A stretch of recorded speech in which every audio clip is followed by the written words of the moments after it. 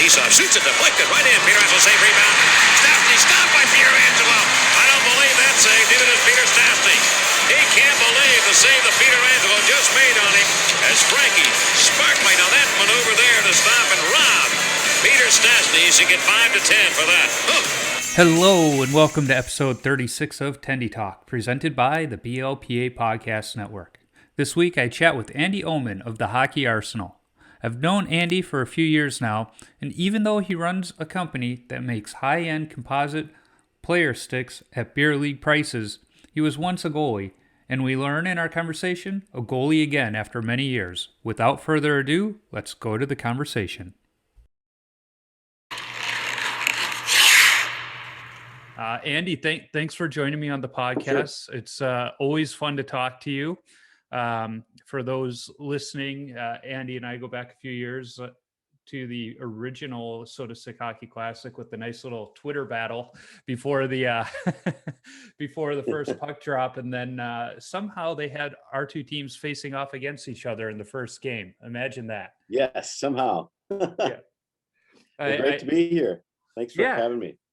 No, happy to have you. Happy to have another goalie on the podcast. Obviously, that's what's going to happen every week. But you're an interesting one in that you've played goalie, forward, and now back to goalie. But before we get into that, how did you get started in the game of hockey? It's a long time ago. I was 4 years old. My dad was not a hockey player, but reason decided that he wanted me to take up the sport, so I got started very, very young and very early at that point, and started skating and playing in mites at 4 years old. That's awesome. So mites, typically even back then, you started out as a player. What drew you to goaltending? Well, I don't know if I was drawn to goaltending per se. I skated forward, and then I think it was somewhere around 8th grade, the guy that had been playing goalie for us decided he was going to do something else, and so we needed a goalie. And at that point I was the smallest guy on the team, and that was right around the time we had started checking, so I think I was kind of a natural choice to go into the nets. But once I did, I loved it. I was just, once I was in, I was definitely drawn to it. Really enjoyed kind of the individual challenge of it, but still being part of a team. Yeah. So how far did you go playing goalie? Was it just through the high school ranks, or were you fortunate enough to go further? No, I just high school for me. I mean, I played in college, but just on club teams and things like that. So, I grew up in a small town in northern Wisconsin. In fact, we played outdoor ice all the way through my entire career. So didn't have a lot of recruiters or scouts over there looking for any talent. So, I never really even considered it much in terms of going on and playing at the next level, but really enjoyed, playing competitively when I did, and still enjoy playing today. It's funny you talk about no recruiters coming around. I think about kids today and the explosion of social media and the ability to even contact recruiters on our own, where, I mean, back in our day to reach out to a recruiter, I know for me, email was still a new thing, but you had to get the school's mailing address. You had to figure out who the hockey coaches were, stuff like that. It was very much a market yourself aggressively and hope they might even open your envelope, yet alone come out and watch you. Right. Yeah, no, it was much different time in terms of trying to get any attention like that. I mean, I did do a couple of goalie camps. Like I said, I was in Wisconsin. I'd gone over to Stevens Point, and they had a pretty reputable goalie camp that they would run there every summer. So, I suppose through that I'd had some exposure, and if there was truly an interest, something could have come from that. But, in the end, I always thought I was decent, but never thought I was, Right. Yeah. So definitely didn't surprise me that there were people knocking at my door. Yep. Same here. I forget who I was listening to on a recent podcast, and they were talking about, growing up in the middle of farm country Canada, and he said not many players came out of there, but it wasn't for a lack of talent; it was for a lack of scouting in those areas in those Right. days. And Right. you almost wonder what kind of talent was passed up back Oh, for before sure. the internet, simply because you know their video clips weren't getting shared out. Because you even think of a guy like Wayne Gretzky. He grew up in the city for the Right. most part, well, the Right. suburbs, but there was a little more access to him versus a guy like Gordie Howe. That's a guy that grew up in a small town, Right.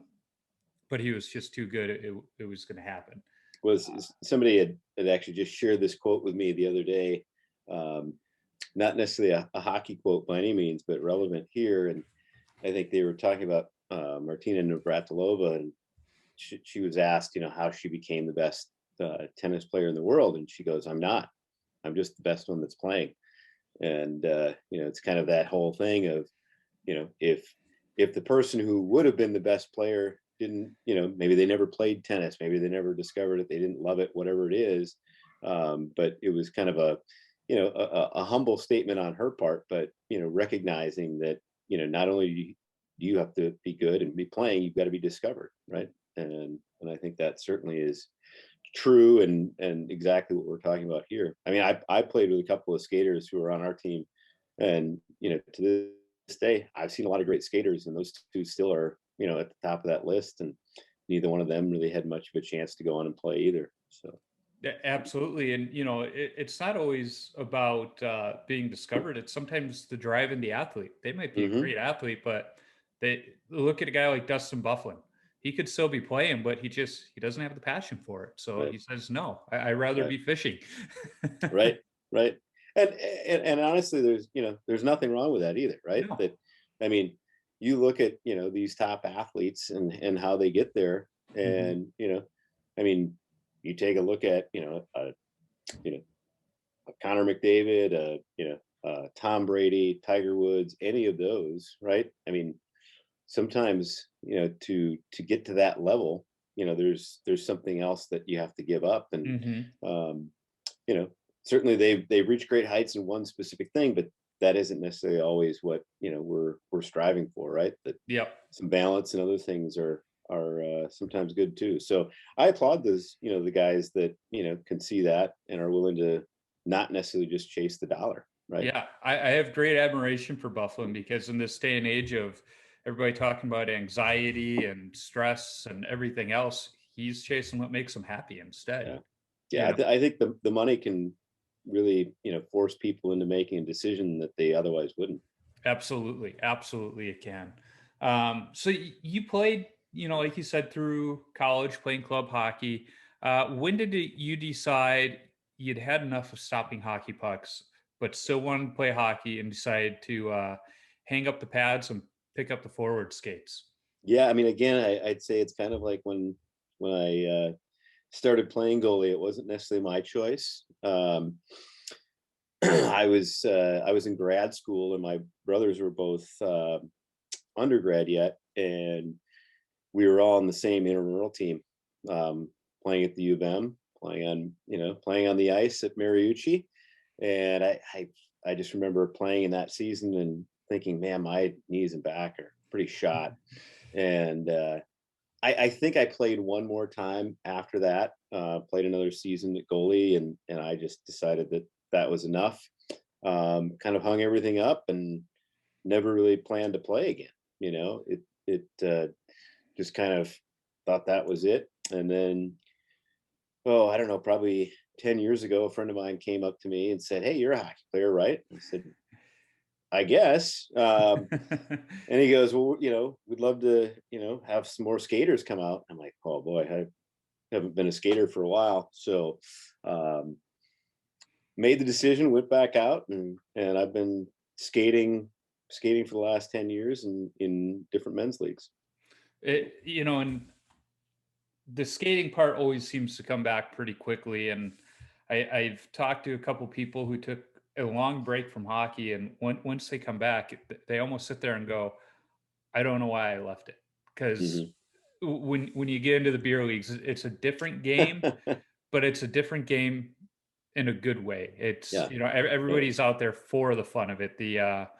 The competition is still there for sure, but sure. we realize what we're out there for, and that makes it more fun. And I almost wish there was a beer league for kids. I Right. mean, our friend Oh yeah. Taz over at For the Love of Puck is trying to do that with the root beer league, Hmm. summer leagues and spring leagues, but Right. it's I think we'd have more kids in the game if we had something like that for them. No, no Well, doubt, no doubt. And I think what I always tell people about my playing now is nobody's going to look at me and go, "Wow, this guy must have been playing for 40 years." yeah, That's not going to happen, right? But I always tell people, you know, I know what I'm supposed to be doing. I just can't always do it, right? So yep, and that's the frustration, I guess, is having played as long as I have. I wouldn't say I know exactly what I'm supposed to do, but I have a pretty good idea. It's just the execution of it, whether I have the skill or ability or my body will let me. yep, But yeah, I mean, as far as the kids go, I mean, I've got two, two young girls now, 11 and 13. They both played hockey for a few years. And I think if there were just kind of a casual hockey league, they would have loved it. hmm, But they didn't love, kind of just being overwhelmed and you know going in July and having hockey practice. It was just too much, yep, and I don't blame them for that, right? That if there was something that there was a 10, 15, 20-week season in the in the winter, and they could play and maybe practice once a week, I think they would have loved it. yep. But it was all or nothing. Even bringing back house league hockey, I think would be Yep. amazing for the sport. I mean, that's why, for the same reasons your daughters chose not to play anymore. That's why my son chose not to play. Hmm. He loves skating on the ponds. He loves, Yep. playing with his buddies. But when he sees their schedule, Yeah. he goes, "Nope, not for me." And I admire Yeah. him for that. Yeah, Um, absolutely. yeah, We're lucky enough to have an outdoor rink a couple blocks from our house, and they still love going down there. They'll come to me and say, "Dad, let's go skate," yep, and yeah, and that's fantastic. But yeah, it's unfortunately kind of taken something out of the game. I think about, I went to school in Duluth, and a bunch of the guys that I went to school with were from northern Minnesota, and they just talk about, their Friday and Saturday nights were going out and meeting guys out on the pond and just yep, playing, just to play. Nobody was there organizing it. Nope, there was no, there was no practice. There were no, structured, events or anything like that. It was just going to play because they loved it. yep. When I was in college, my summers I spent working our hockey camp, and as soon as those campers went to bed at 9 o'clock, we drew straws of who had to stay back in the dorm and kind of keep an ear out. But the rest of us went to the rink because we had keys, and we Yep. skated for hours. It was not uncommon for us to be skating until 2 o'clock in the morning, and it was just a game of cross ice 3-on-3 if we had two goalies that night, or we would play rebound, or just whatever we could do just to go out there and have fun. um, yeah, and unfortunately kids don't get enough of that. I don't know if you've watched the new Disney Mighty Ducks series, but the opening scene is pretty much talking about that and how they've turned youth sports into this machine and treating these kids like pro athletes. And Right. my wife was walking by and heard the rant that the actress Lauren Graham was going into, and she goes, "Every sports parent needs to watch this scene Yep. because it Yep. was, you're these kids aren't kids anymore. They're No, and I mean, I think to that point, I mean, I think it's not the kids, right? no, It's and I don't even necessarily know if it's the coaches per se. I think it's the parents, right? right, Every parent wants their kid to be the next, top pro or Olympic athlete or whatever it is, and it's like that's probably not going to happen, right? right, And I reading this book called Range, and the kind of the opening chapter of that talks about Tiger Woods versus Roger Federer, right? And Mm-hmm. Roger Federer came into tennis when he was in his late teens, and he wasn't, raised from, youth to be a top, tennis pro, but in fact, he became the best tennis player in the world, and maybe one of the best tennis players ever. Mm-hmm. Whereas you look at Tiger Woods, and clearly it was, this guy he was born to be this great golfer. Mm-hmm. That was his quote destiny, and so you just look at the difference between those two, and how this person who came into their sport later still was able to achieve greatness, and it's just because that's what he was supposed to do, right? He just had the right talent and everything else, and I think we just overemphasize the the idea that if you put in enough time and effort, you're going to Yep. become great. Yeah, exactly. Well, you look at a goaltender like Hunter Miska in the Colorado organization. He wanted to be a goalie, but his mom was saying no, and it wasn't until like 7th, 8th grade that he was able to put the pads on. Mhm.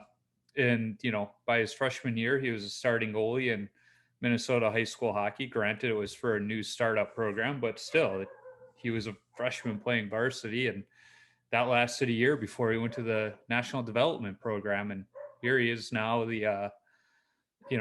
has NHL games under his belt. Yeah, So, no, exactly. And yeah, I think at the end of the day, sports are supposed to be fun, right? And yep.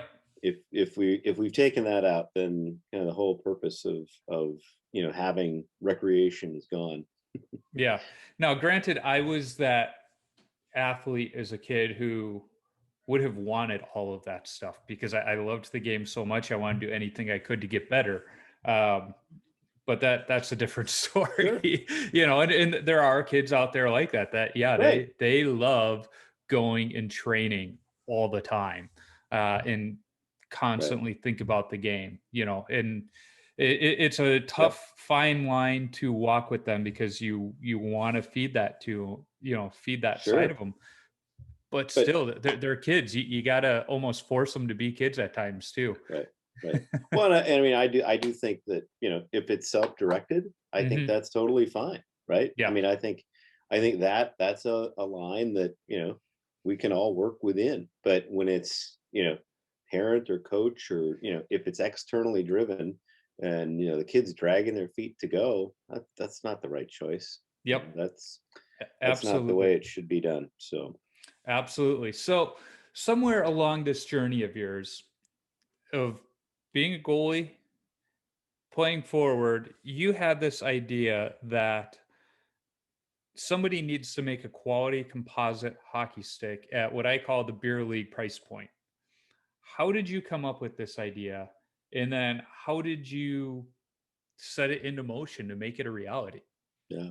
Um, it so really the story starts, with kind of the elevate hockey stick, right? So Yep. the stick that's got the bent shaft, and it was that idea, and I had that idea for a long time. I had this old floor hockey stick, so it's a Hmm. plastic shaft, right? And I put a metal rod down the middle of it so I could bend it and it would hold its shape. And I noticed that there was a lot more power I was getting out of the stick with that shape in the shaft, but I didn't really know what to do with it.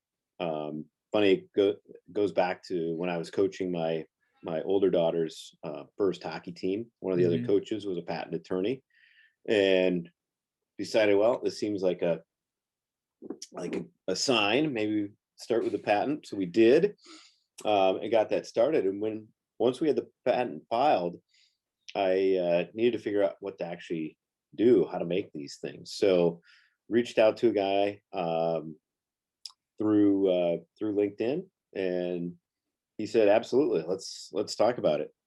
So he happened to be the guy that really created the first carbon fiber sticks back in the late '90s. Hmm. Pretty much any of the top players back then, who were playing with carbon fiber, he probably gave them their stick. He's told a lot of stories about giving the first stick to Brett Hull, and he worked with Joe Sakic and created that the famous curve that the Sakic curve. Yeah. Um, It's so funny. anyway, It's funny you mentioned that because I was playing college hockey with Brian Trottier Jr. when his dad was a Colorado assistant coach. yep. And it was Trotch's birthday, and this box arrives at the arena, and it had a couple sticks in there, and they were Joe Sakic sticks. And some of my Oh teammates yeah. are like, "These aren't Sakic sticks. That doesn't look like the curve I have on mine." And he started chuckling. He goes, "The store-bought curve isn't the true Sakic curve." Right. Right. These were ones his dad was just walking by the stick rack and picked them up and put them in a box and shipped them out. Very good. Yeah. So anyway, so once we had, kind of all that figured out, we said, oh, what if we made traditional sticks too? And so, really kind of trying to figure out, how do you fit into the market, right? We're not Mhm. trying to compete with Bauer or CCM, just trying to find that niche. And one of the things that I just felt like, really any brand that you looked at, nobody was dedicated to the beer league player, right? Right. And so we decided that that was the market we wanted to go after. We were really going to focus and emphasize on having durability as kind of one of the primary characteristics, right? We wanted to do Mhm. it at a price point that was attractive, um, to that player. And then one of the other things that we did, and this came out of the research that we had done as far as kind of the adult hockey market, but a lot of the growth in that market is outside the traditional um, places. It's not Minnesota or Michigan and Massachusetts. It's in places like Nashville and Phoenix. Mhm. And Yep. and so hockey retail really has, largely stuck in those traditional markets. And outside of that, hockey retail is pretty tough. Talking to the guys in Nashville, they would say they had two places to buy sticks. One was half hour from their house, and one was at the rink, and it was closed when they were there. So, they pretty much bought all their sticks online. And so we decided that we would focus on selling on Amazon, right? Mhm. So that's kind of how we got started. And we launched it with our Envy, which is our entry level stick, back in 2018. And we've launched the Covet, which is a mid level, and the Jealousy, which is our top level stick, about a year ago. And trying to see if we can make a go of it. And it's interesting because I have a nephew who played the game into high school, and he was what I guess I would call a brand whore, where he had to have the brand name stick and everything. And I brought him by your booth at the Let's Play Hockey Expo, and he was looking at your sticks and was pleasantly surprised. And I think he was looking for a different flex or something. And it was right Sure. before the Jealousy came out, and because you had said, "Hey, we got the new one coming out, the Jealousy. That'll be what you're looking for." And Yep. I think had it been there that day, he probably would have bought one because he was looking at the stick and thinking about what he uses and looking at the price point. And I remember he looked at me, he goes, "Are these the real prices or are these just for the show?" And I said, "No, those are the real prices, bud." And Yep. he was just kind of like, but I think it's not just for the beer leaguer. It's, some of these parents with older kids who like to skate on the ponds. It's a great pond hockey stick too. Absolutely. Absolutely. Um, And I think there's certainly other target markets that we can, bring in. One of the things, especially today, especially with social media, so much of a brand becomes how you market on those platforms, right? Yep. And so, I think I start to, there's a little bit of a moral issue that comes in, right? That if we're targeting beer leaguers and we're promoting, beer and drinking and other things, it's kind of hard to include, younger kids in that brand. Yep. So it really, becomes something that, if we were going to pursue that, I think we'd probably launch another brand that would be more suitable for that Mhm. younger age. I was just gonna say that. But certainly, the sticks are the sticks, and it's a branding exercise how you Mhm. present that, right? But I'd say one of the things that I've learned and have a much greater appreciation for is how hard it is to create a brand. Yes. um, not that I didn't have respect for it before, but I don't think I had enough respect for how significant a brand is, and what it takes to create one. So that's definitely been one of the takeaways of this whole exercise. Yeah, it is my day job is in marketing, so I hear exactly what you're what you're saying. Yeah, it's not easy, especially when you're not established either, or Right, in a market like hockey where people think of the big name brands, right, and right, Bauer and CCM, they might not even test out the product, but just because it has that brand name, they're right, going to buy it only to find out sometimes it's not quality. right. That's why I've got a lot of appreciation for True and the way they were able to make inroads so quickly. Um, I mean, they, I mean, one of the, not to, take anything away from them, yeah. but obviously, with the backing of a company like True Temper, right? Hmm. They certainly had, they had a significant corporate entity backing Oh, them, right? absolutely.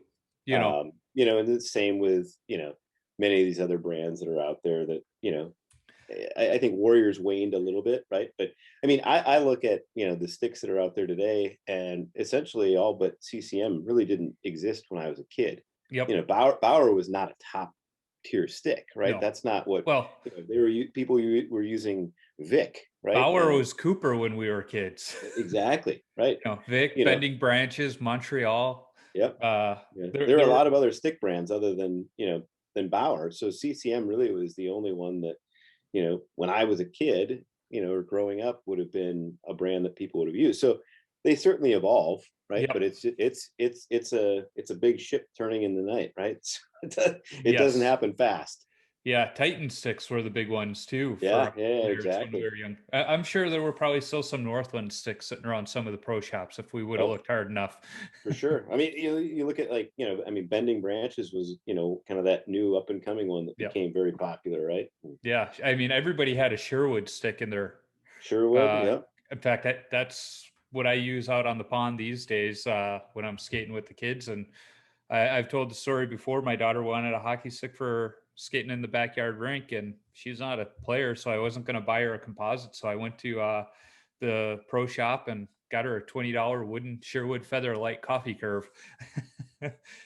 You and me both. I did the same for my daughter this year. Yeah, it's the perfect stick for that. Yeah, absolutely. You And I mean, I do. One of the things I always say about sticks, especially in the composite world, kind of a quick story. So, our stick designer and kind of engineer had told the story about giving that first carbon fiber stick to Brett Hall, and I think he said that stick weighed 570 grams, Wow. and a typical wood stick weighs about 720. Hmm. And he gave Hall that stick, and Hall's response was, "It's too light." And it's just so funny because today, if I gave people the envy stick that weighs 540 grams, which is Hmm. just slightly over a pound, right? I mean, it's like a pound and a quarter. Yeah. I mean, people's response is, "This is a tank. This is so heavy." And it's kind of funny how that small little amount of weight, um, it becomes impactful. But the reality is that that envy stick is probably the same, if not better, than that first carbon fiber stick that Hall got. Yeah, yeah, it is funny how we've viewed the weight of sticks over the years from you wanted something heavy so you knew it was there to now you don't even want to know it's in your hands. Right, Um, right. I'm still the goalie that is using foam core 6 because I like the weight. Um, I think something lighter might throw me off my game. I don't know. Which leads me to the go on. Oh no, go ahead. I was gonna say, which leads me to the question I jokingly ask you every time: when are you guys coming out with the goalie stick? Being a goalie yourself, It's. I mean, I absolutely would love to. I think there's a number of challenges, but probably one of the biggest ones is just the size of the goalie market, right? hmm Um, I mean, in probably most simplistic terms, you could say it's roughly 10% of the player market, and it's probably a little bit smaller than that. yep, And so, trying to break into the player markets, the player stick market is challenging enough, and then trying to break into a market that's 1/10 that, yep, and trying to make a dent there is even harder. Practically, one of the other challenges is, with a player stick. I mean, when we ship our own, we just slide into a 6-inch heavy plastic sleeve and off it goes, right?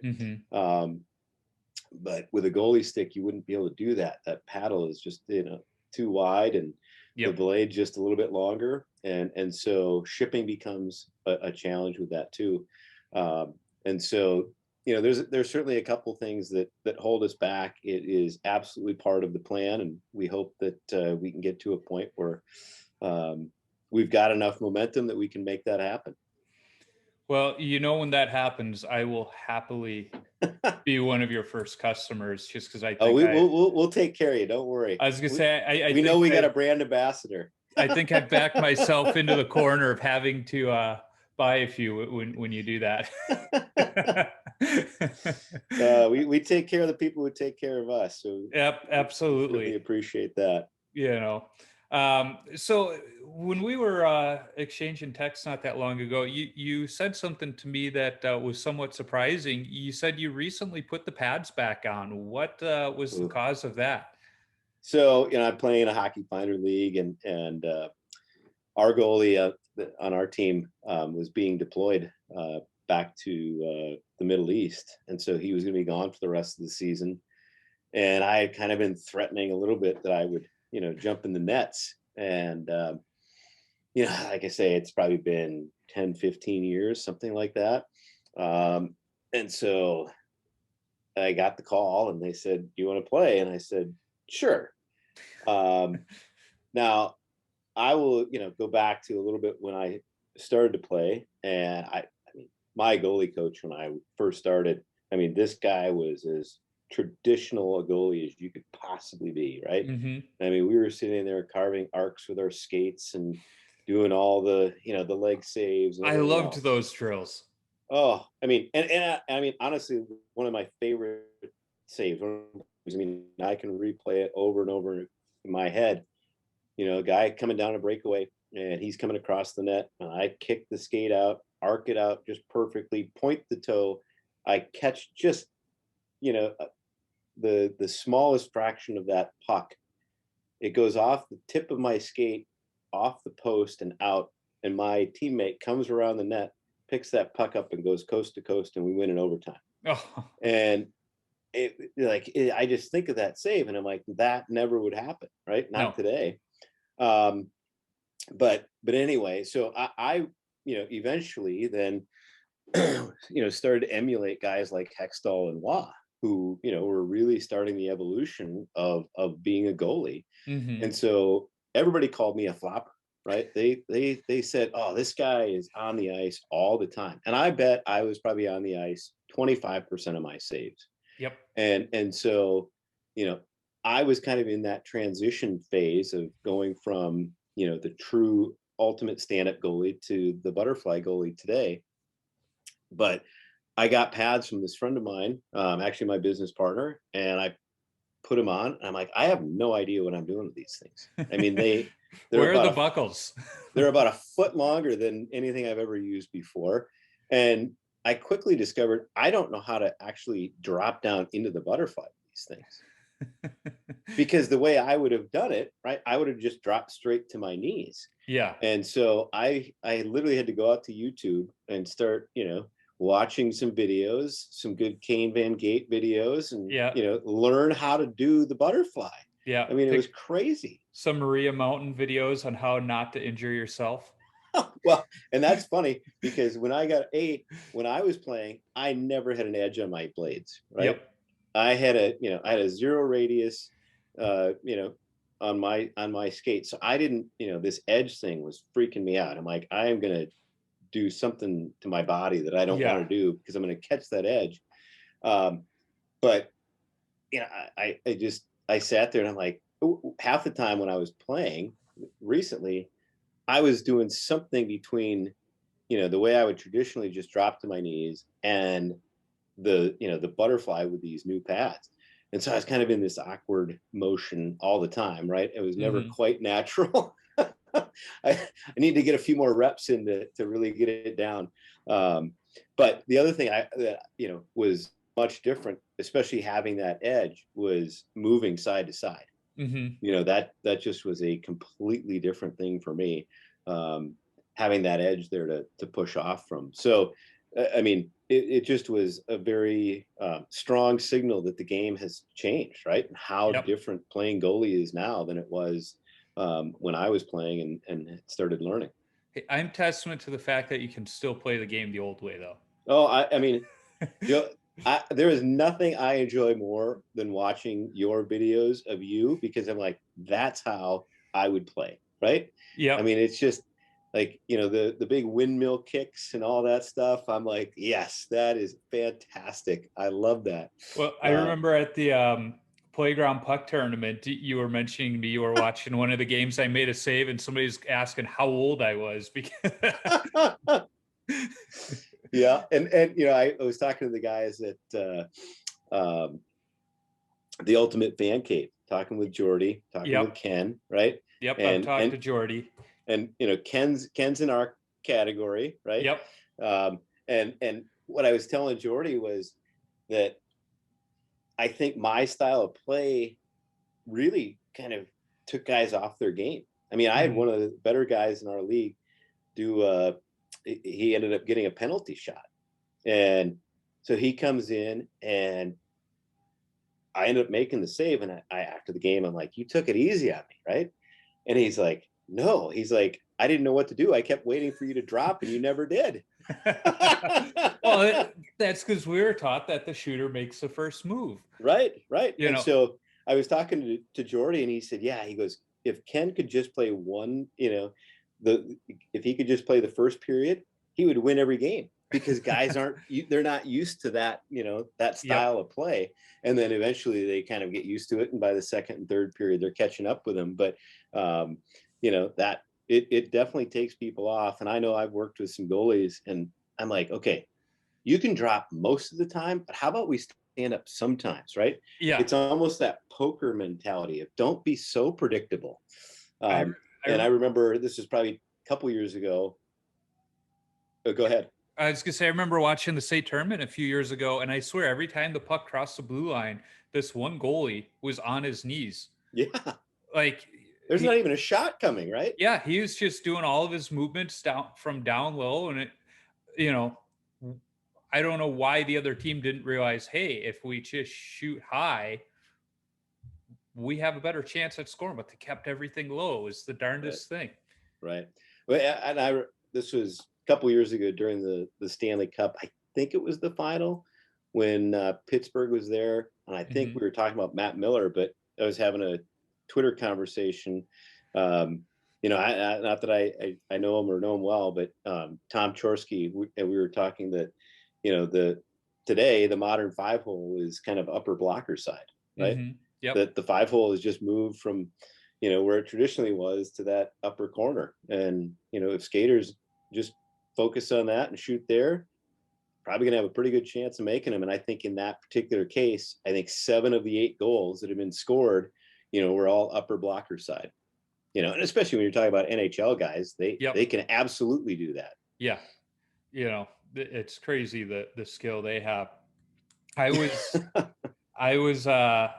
early to a fill-in game. In fact, I was filling in for Landon's team, and I still get to the rink an hour early. And the skate before us was a high school team doing their summer skate, and they only had one goalie show up. So their coach asked, hey, you want to come out and get a few extra shots? And I go, yeah, but I'm not doing any skating. I'm just stopping pucks. He goes, fair enough. And they're scrimmaging at the end, and these kids come down on a 2-on-1. They pass the puck over, and I stack the pads. And the puck stops right there. The shooter could have had a perfect rebound, but he just stops, and he's like, I don't know what to do. I've never seen that before. It was the coach is our age, and he's just laughing at this kid's reaction to it. Is like, don't stop. There was no whistle, but he was just, it, like you said, it threw him so far off of his game that he just, the play was over to him. It didn't matter. No, you just shocked him into stopping right there. Yeah, I don't know what that is. Like you saw Sasquatch or something. It was the funniest thing. And then I was standing at the benches. The coach was going over the next deal of plays, and noticed the goalie's just kind of, doing one of those where he's leaning back a little bit, and I go, "What you looking at?" He goes, "What? Why do you have so many straps on your pads?" Is some of these younger goalies, they just can't get it. Now there's the one Instagram account, Cooper Goalie, Mm, and he's always wearing old stuff. And he was recently in Nashville, and there was a youth goalie that he went out with a former guest of mine, Dustin Bones yep. Smith, and they had this kid and the old school equipment, and he was doing the skate saves and everything else, and it was just so cool to see a young goaltender doing that. Right. Right.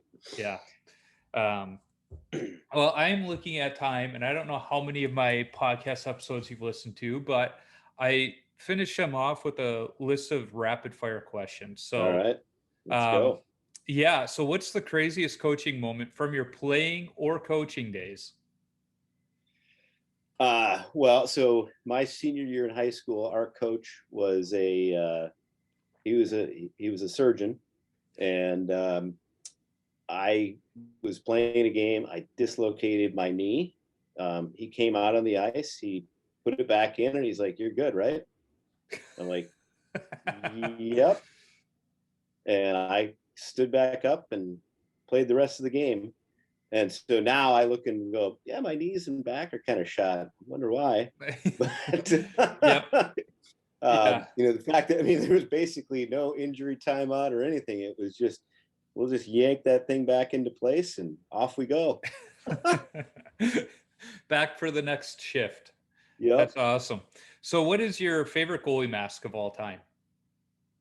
Oh, I mean, I don't know if it's a mask. It's Dominic Hasek, right? Yeah. That's basically what I wore. You know. That's what I wore against that first game we played each other, and that's sort of Yes. my one of my old college helmets. Um, yeah, a Yep. great helmet. I loved it. A, it's light, and B, the vision you have, peripherally, and the ability to look down without that extended chin getting in your way. It was, I loved the Oh mask, yeah. but I look back at it and go, not the safest thing to wear. No, but I would tell you, like recently when I've been playing, I put that. I now have was using a mask, and it bothered me the whole time, Yeah. like having all that stuff. And it's not only it's a mask, but it has the dangler on it. I'm like, Yeah. this is just too much stuff. I can't stand the dangler, and Darren Millard on the In Goal podcast is always advocating for him, but it it distracts me. Even the sound it makes Yeah. distracts me. When I try looking down, it gets in my way because it always fogs up and everything, and I can't see it. I don't like the dangler. I prefer to go with something underneath my equipment, a Hmm. nice. Although the funny thing is, the year I wore that Hasek helmet in college, I just had a minimal neck protector underneath, not one shot to the neck. My No. first No. game back with my Heaton mask that had an extra long chin, I get a puck right up underneath it to the neck. It wasn't bad or anything, but I'm just No. sitting there going, what are the odds? What are Right. the odds Right. that the first skate back with a long extended chin, after having no protection there, I get hit? Well, and like for me, I played, with pretty much like a quilt that your grandma would have made, right? Yeah. That was my arm protection, right? Yeah, the So two piece. yes, Yes, and that you was my basically had first one too.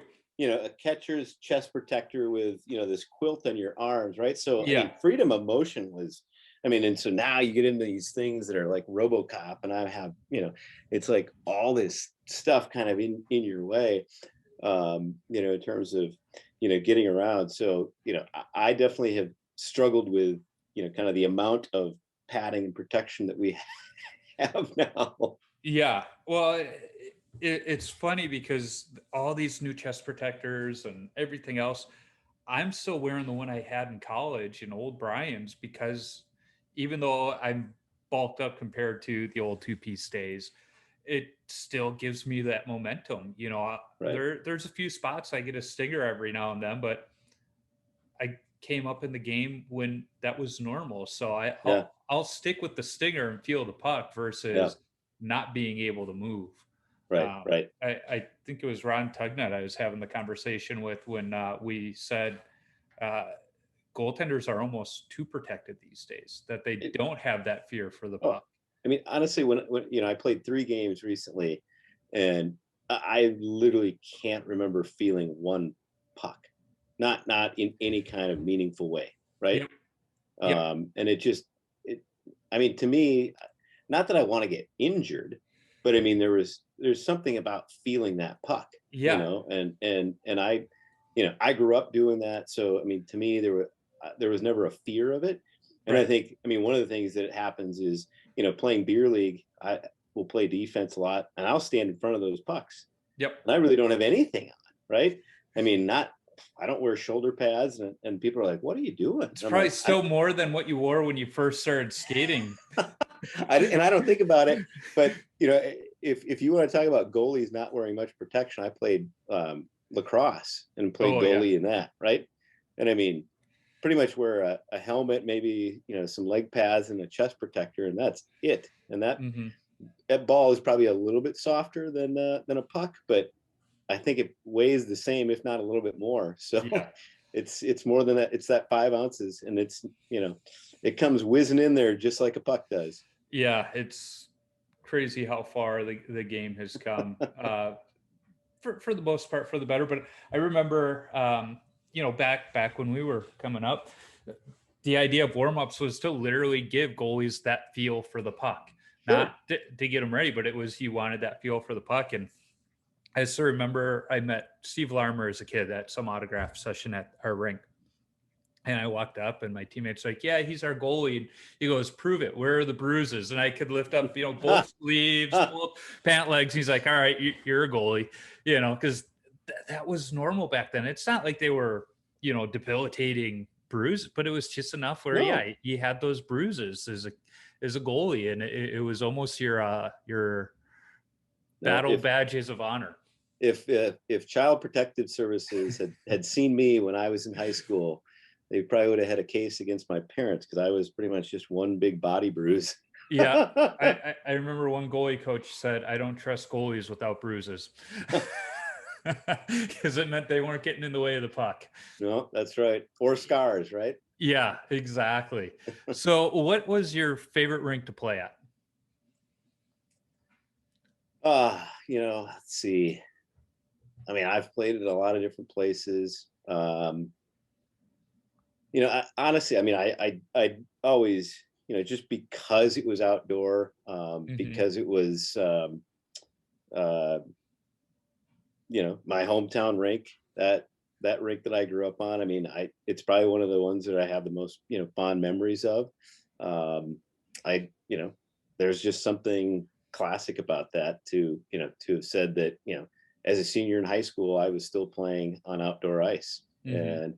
And I love that. I'd say if I had to pick, another rink, I don't know if it's a specific one, but any of the old, hippodrome style with the big domed wood Yep. ceiling, I just love those. Right? There's Yep, just, I do too.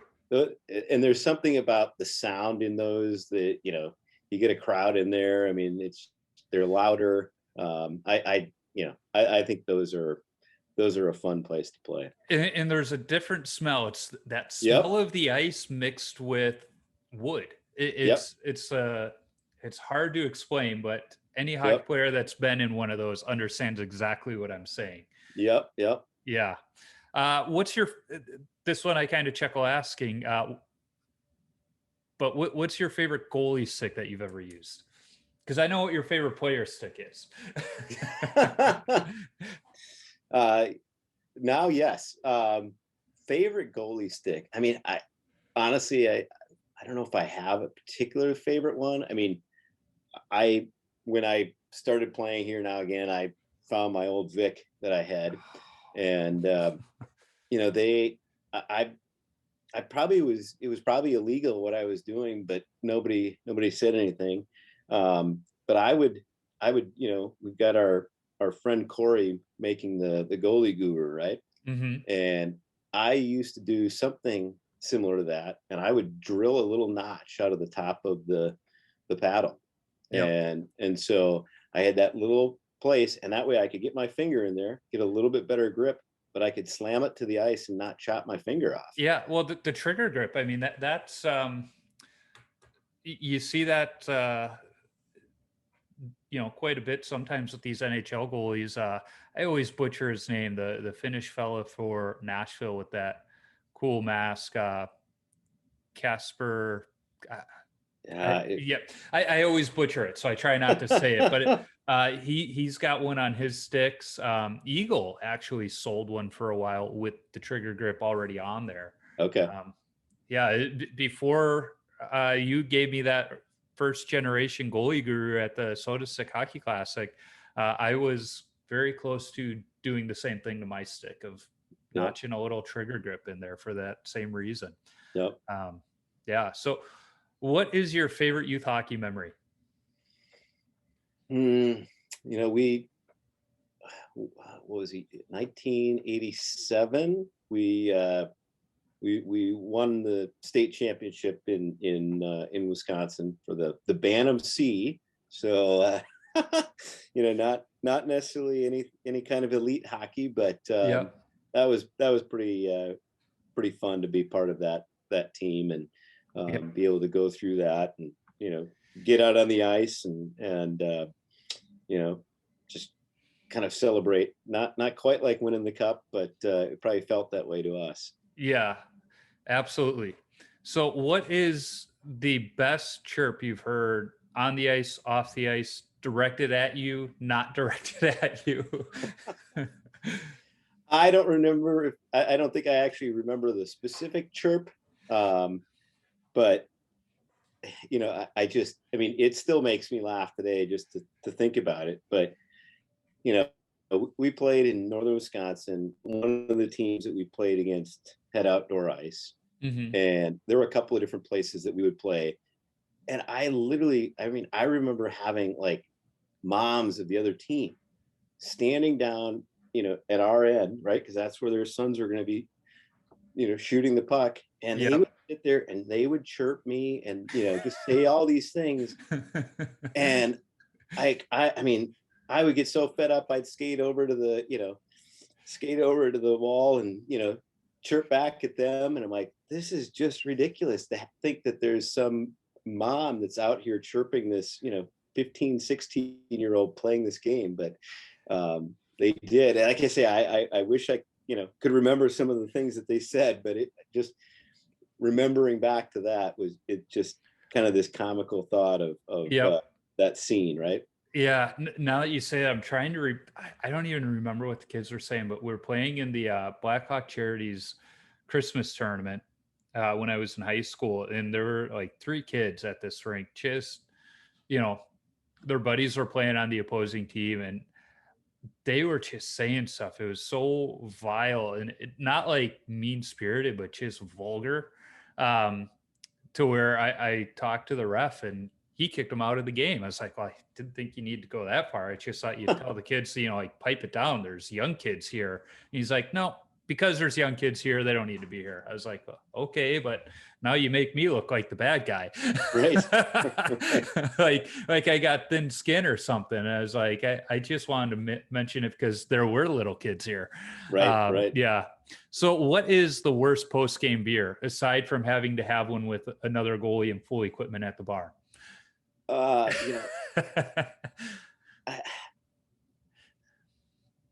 Is there a bad post-game beer? I don't know. I would say, for me now, I tend to prefer kind of at least the first one should be something pretty light, right? Yep. Like wholeheartedly agree. If somebody hands me, it's one of these big IPAs or a stout or something like that, that just doesn't sit right. Maybe the second one, that's fine, but that first one should be a Coors Light or a Miller Lite or something in that realm. Absolutely.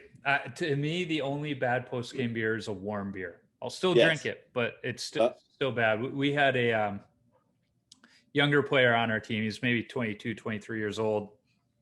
And he brought some warm Bush Light for post-game beers. And on top of that, he only brought a 6-pack. So to teach him a lesson, we made sure to drink them so that he didn't get one. And we let him know that the next game, he had to bring cold beer in something that costs more than $6. Right. So it was, we're going to drink this warm, bad beer out of principle, but we're not going to enjoy it. This past winter, when it's 10 below and you're standing outside in the parking lot, you can't have beers in the, in the locker room after the game. A warm beer might have been kind of nice. Yeah, it's funny you mentioned that, because when I was talking to Dustin he's down in Tennessee, Bones, he said that the only bad post-game beer he had is when he came up to Minnesota for a skate, and that they had post-game beers outside in the cold. He's like, I was not expecting that. We're supposed to have them in the rink. Hey, and we were true Minnesotans, all winter. I mean, we didn't miss a game. Didn't matter how cold it was snowing. We were all out there for at least one. Yeah, I got a few skates in with Kaz over at the Augsburg rink, and what it did is it actually made sure guys didn't stay around and have too many, because one was all you could muster. Right. So it was probably better for us that we had to do it that way, at least for our livers. Absolutely. Yeah. So when you tape your stick, do you go heel to toe or toe to heel? I'm a toe to heel guy. I do that because I always think that the tape flows correctly then, right? That you're not getting that edge as the puck rolls from the heel to toe, that it's kind of rolling off instead of catching all those little edges as it goes out. And because you play more forward than you do goalies these days, I suppose we'll let that one go. One goalie referred to people who go toe to heel as psychopaths. So yes, but in your case, I think go. Even in the player realm, I appreciate that. Yeah, we'll allow it this time. So when you skate, what's your favorite number to wear and why? I'm a 22 guy.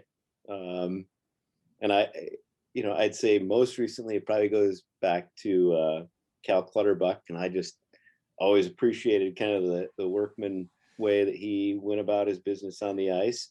Yep. And my birthday is November 22nd, so I guess there's a little bit there with the 22. Yep. So that's always been my number. Even when you played goalie when you were younger, or has that been more of a since you started skating out? Yes, it's definitely since I've been skating, right? But my goalie number was 76. Oh, why 76? Because that was the jersey they gave me. So that was the number that I had, and that was the number I wore proudly. Okay, that even more shocking than that. The goalie cut they had was number 76 and not 1 or 30. Well, based on my size, I don't necessarily know that I needed a goalie cut. That was like when I played football in 5th grade, and my dad said I had to wear number 1 because it was the only jersey that fit, and I was still so small it looked like I was number 11. Yeah. Doubled up, yep. So the last question in these rapid fire questions is, what advice do you have for young goaltenders?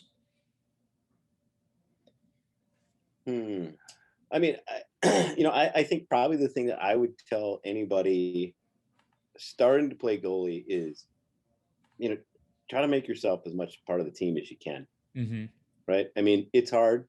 I always tell people, like, when I'm, if I'm coaching, like, it's a weird thing. Like, I don't know what coaches say on the bench. I don't. Right. Yeah. Like, I don't know. Like, how do you tell guys about, their next shift, or what kind of feedback do you give them and all that? I don't know, because I was never there. Yep. And so you can't have that. You're never going to have that camaraderie. But I'd say the more you can make yourself part of the team and not isolate yourself as kind of this I don't want to say weirdo, but different place, right? Yep. You're the only one. I mean, maybe you got a backup goalie, but the reality is that, be a part of the team, be a third defenseman, Yep. do it that way, as opposed to kind of isolating yourself into this unique spot. I always took offense to it when people would say, "Oh, it's a 2-on-0." I'm like, I'm here. I count. Right. It's a 2-on-1. Yep. And so, I think taking that approach and that mentality and saying, be one of the 6 players out there instead of, 5 skaters and a goalie. Yeah, absolutely. Well, and it carries over to off the ice too, of making Absolutely. sure you're part of the team. Goalies, we traditionally, sit in a corner or by the door. But it doesn't mean we can't interact in the locker room. No. And, as Jacques Lemaire used to say, be one of the guy. Yeah, exactly. Yeah. Exactly. I mean, one of the things I would say that, kind of goes along with that, but it really fits into the role that I think the goalie should be playing is, now, I tell everybody, like, when I skate, one of the hardest parts for me is I have no idea what's going on in the neutral zone. Right? So people are like, I need you to be over here or try to be doing this or that. I'm like, okay, I admit I don't know how to play the neutral zone, because as a goalie, what was always in front of you was defense and offense, right? Yeah. And then I'm an observer on the other end. But really where I'm going with that is, as a goalie, I don't know, people might have said I talk too much, but I really tried to be, I tried to be a quarterback out there. I tried to be telling guys whose back was to the play, here's your exit out of the zone. Here's where the players are. Cover this guy. Like, I was really trying to be active and vocal. And I think that, if I had another piece of advice, that would be it, right? Is really try to, kind of help your teammates see the ice, see what's going on. Let them know what you see. I had a habit too of talking to my defenseman, saying, okay, when I yell this is what it means. When that way we were all on the same track, especially, sophomore, junior, senior year, you got these new kids coming in, you got to make sure they understand your lingo.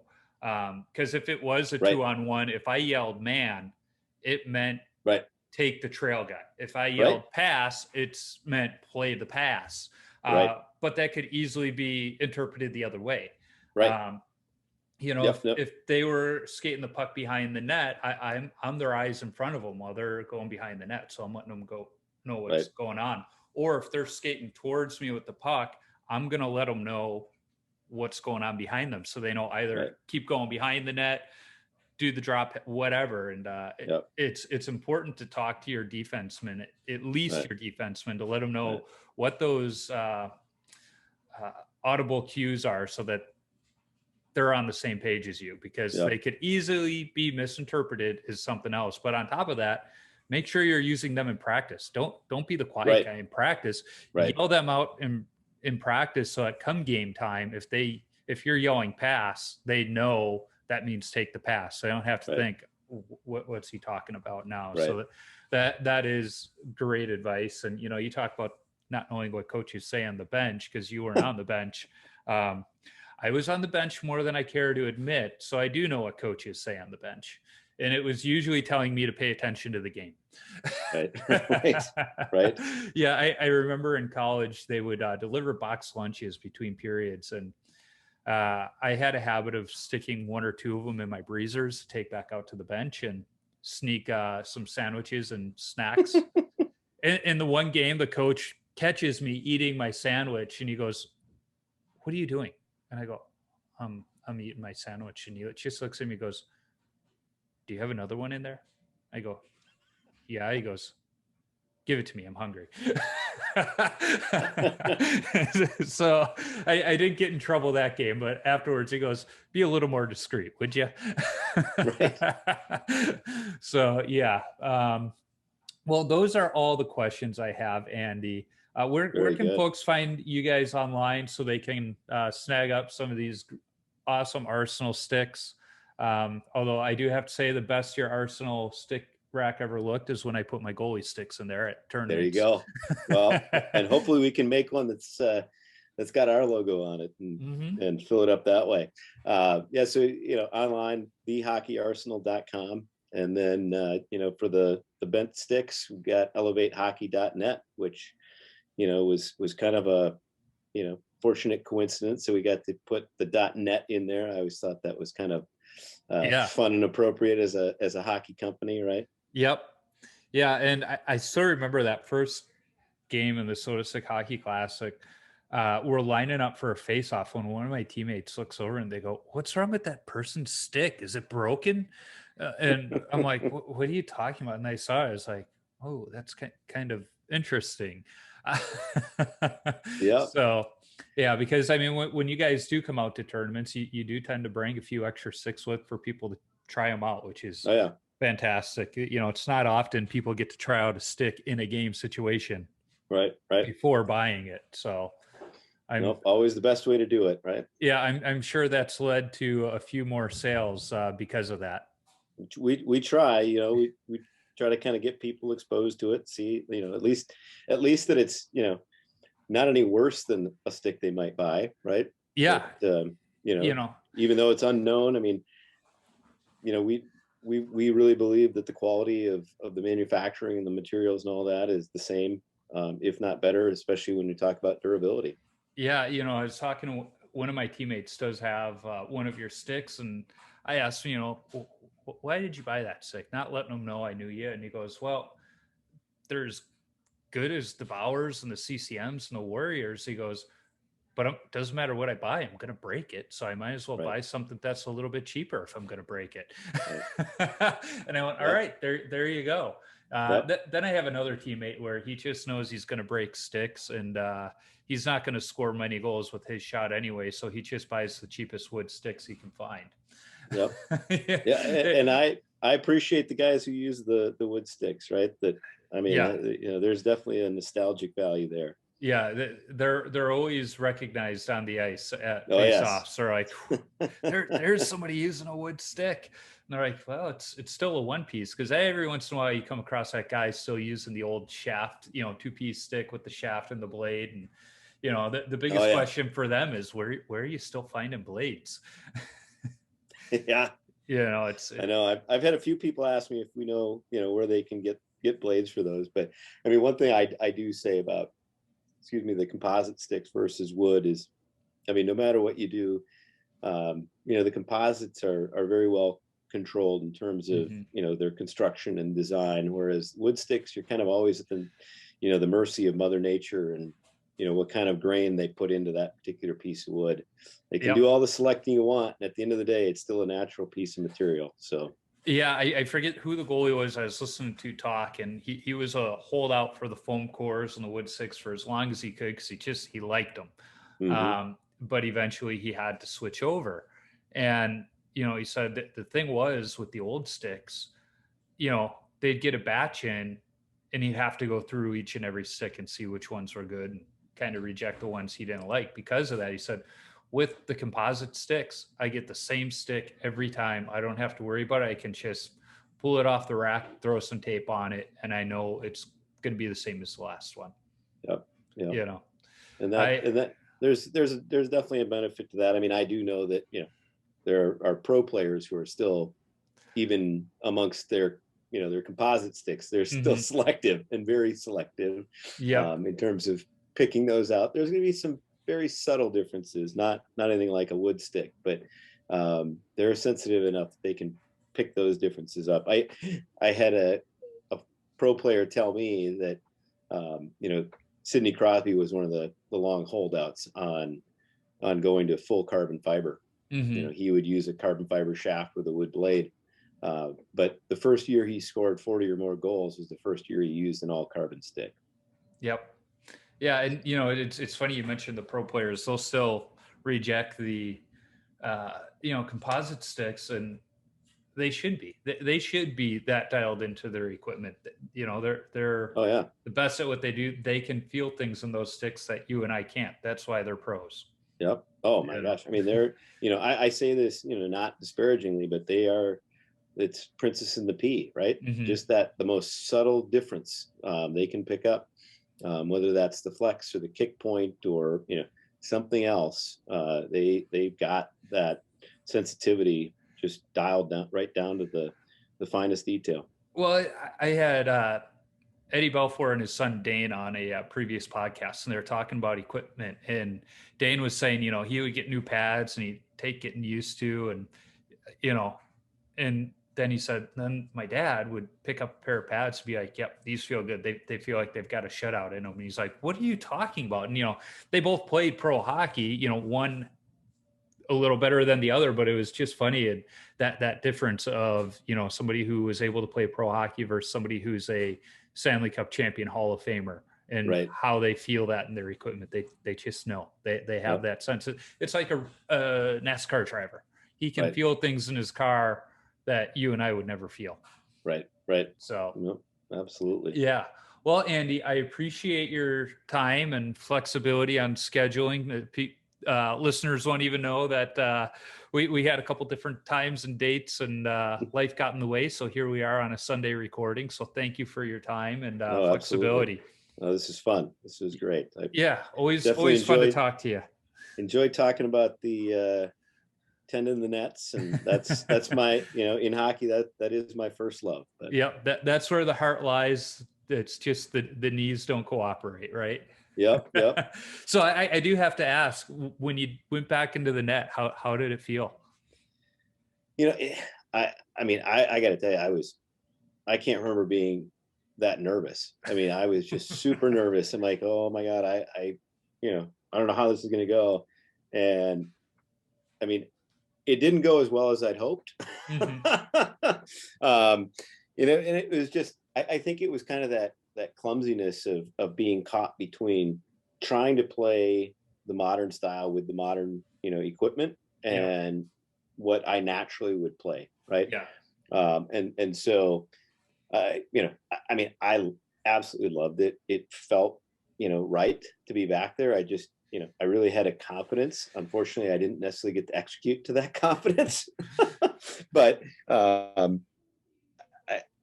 if I could find a way to, make the body agree with it, that's definitely where I would be back again. Yeah. Sometimes it's the mind says do this, but the body says no. Mm-hmm. Yeah, I get that. Doesn't quite work the way it's like I said about skating. I know what I should be doing. I just can't always do it. Yeah, there's been a few times where there's an odd man rush and a play is made at a certain point where I just stand up and my teammates are like, what? And they said, the body said no way. And they're like, fair enough. Well, we're all in our 40s or older now. So they're like, okay, fair enough. I remember this was at one of those goalie camps in the summer. And I don't know that I ever did this intentionally. But in that camp, I, did it, and it was somewhat intentional, somewhat accidental. But I was, trying to make basically a cross net save, right? I was going, I was going right to left. So the player was coming left to right. And I, just stretched out across the net. I did a, legitimate full splits. Yep. And I got, my left leg out there and made the save. And everybody was like, holy cow, how did you do that? And now I probably couldn't get, halfway down in the splits. And that's one of those things that the body has definitely said, that is a long time ago, and that's not happening now. Yep. Knock on wood, I'm still quite flexible and I'm able to do that. And it's interesting because I know I can do that. And so I kind of cheat and force players to come in tight and, make me use that save. And even though I've been playing in the same league against the same teams as long as I have now, it's almost as if they forget about my flexibility because they're wowed every time I do it. It's like, I stopped you 2 weeks ago with the same save. You should have known. Mm-hmm. But yeah, part of that flexibility is I was blessed with it at a young age. And so I've kept stretching even when I go, summertime when I'm not on a regular skate. I still stretch so that my gosh, first games back, I don't get hurt. So important. Important. Well, I think what helped me is my goalie coach as a kid. He was playing in the ECHL and had a promising future ahead of him, but didn't stretch, and he wound up blowing out his knees. So he drilled it into us that we stretch before we get to the rink. We stretch when we get to the rink. We stretch when we get on the ice. we stretch when we get off the ice, and then we stretch when we get home. Yeah. So that was a very good lesson I learned early good on discipline. Now I don't necessarily stretch that much these days, but I do make sure to stretch before I get to the rink, and when I get to the rink, and when I get on the ice. Right. And it helps. That's one of the reasons I have to get to the rink so early, so that I can stretch. And you almost want to do that before your teammates get there, because they kind of look at you funny, like, oh, you're taking this a little serious, aren't you? And it's like, no, I want to be able to walk tomorrow. Right. No doubt. Yeah. Well, buddy, prevent those injuries. I appreciate your time. It's been fun chatting. I know we're going to see each other here again soon. Hopefully the Soda Stick Hockey Classic happens without a hitch this year. Obviously, we had to take a year break because of the pandemic, but I think we're all looking to get back to it this year. Absolutely. Yeah. So, well, very thank you. good. Well, I definitely appreciate it. This was a lot of fun, and no matter what anybody says, even if you say it yourself, you're not washed up. So I appreciate that.